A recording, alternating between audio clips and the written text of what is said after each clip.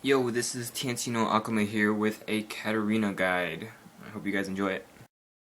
In lane, you should attempt to last hit with mostly your right clicks.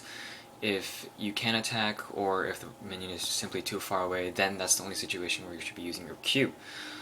Also, the reason why you really probably should not be using your E in most situations while last hitting is because your E is your escape skill. If you use your E on your minion and you get ganked from the side, then, well, you're kind of screwed. Your boomerang blade has 50 more range than your ult does. So instead of Q, Shunpo, and then ult, you should instead Shunpo in, ult, and then Q for maximum damage output. The coolest thing about Cat isn't her ult, but actually her passive. Her passive is what gets her all of her kills and what makes her so powerful, as you can see here. So instead of worrying about whether or not your ult is going to get CC'd, you should worry more about getting the kill with your E, Q, and Gunblade if your ult is going to get stopped. Cat's ult has a lot of power. Not only does it deal a ton of damage, but it also allows you to sense whether or not a champion is near, no matter even if they're stealth or they're hidden in Fog of War. In addition, Cat's ult is an AoE spell, meaning you can cast it from the bush without being seen. Another cool thing about Cat is that you can shrimp onto minions in order to get into lane faster. Katarina is a champion that's all about timing. It's not something that can be taught, but some advice from me is to go in when the enemy is focused on someone else.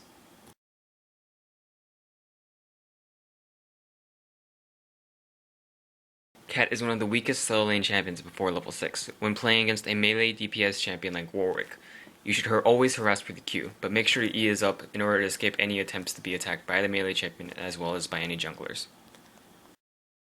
Of course, there are times when it's impossible to harass because the melee champion would just automatically heal up whatever damage you dish out.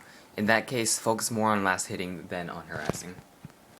Whenever you're having trouble in lane, always ask your jungler for a gank. Remember that this is a team game.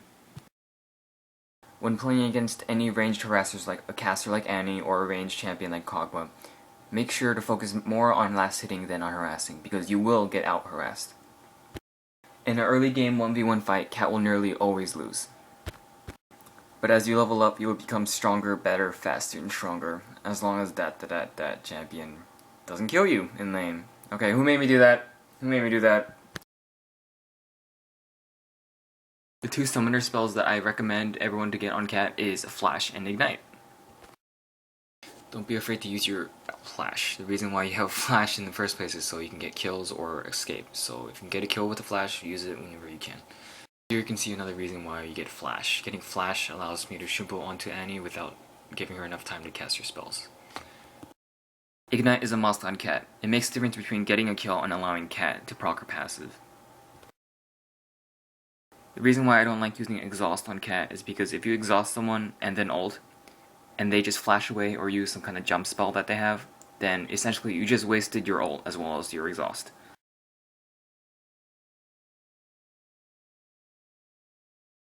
For skills, I get Q first, then E, then Q, then 1 point in W. Then I max Q first, then E, and then W.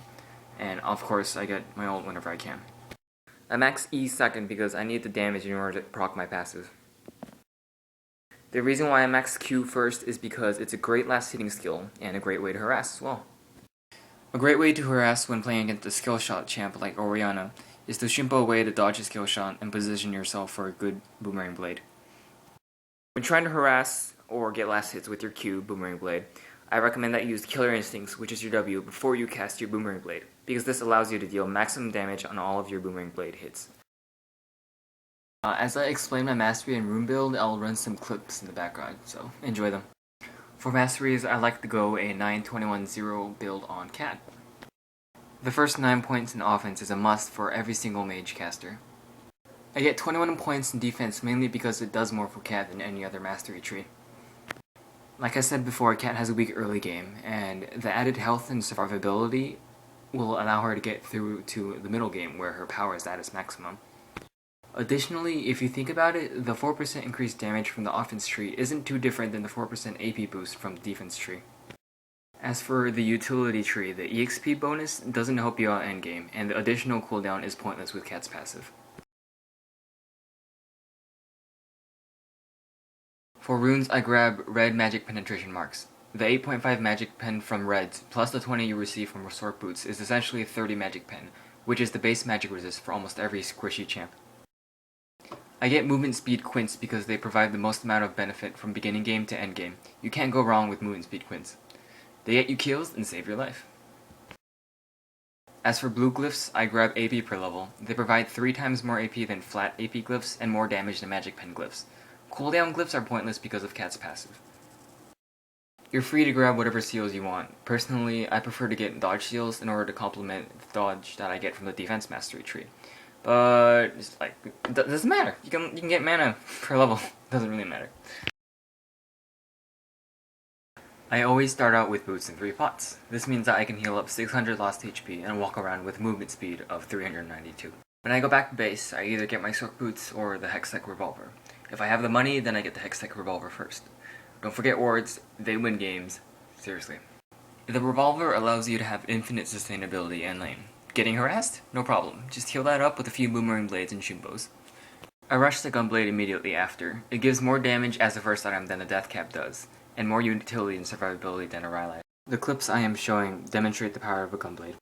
The reason I don't ever buy Rylais is because it doesn't give you damage and infinite lane power like the Gunblade does. The Rylais just gives you a flat 500 HP and the AP bonus that is minimal compared to what you can buy with the same amount of gold. If you buy a Rylais, this is essentially what you're telling your team. Okay guys, I'm gonna slow them and you pick up the kill, okay? Keep in mind that this cat guide is for a carry cat guide and not a support cat guide. A Gunblade gives a 50% slow for 3 seconds and 300 damage.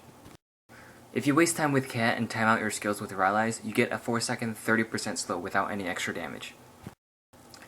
A Gunblade simply gives so much more burst than a Rylais, not to mention an extra skill when your other skills are on cooldown.